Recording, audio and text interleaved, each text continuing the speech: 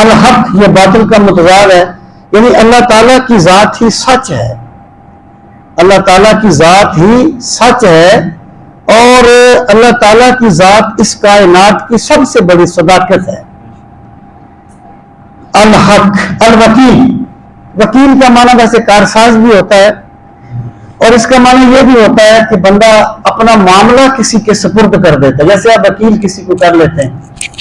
تو اس سے مراد یہ ہے کہ اللہ تعالیٰ کی ذات وہ ہے جو اپنے آپ بندوں کے معاملات کی وکالت کرتی ہے، ان کی نگرانی کرتی ہے، بندے کی دستگیری کرتی ہے۔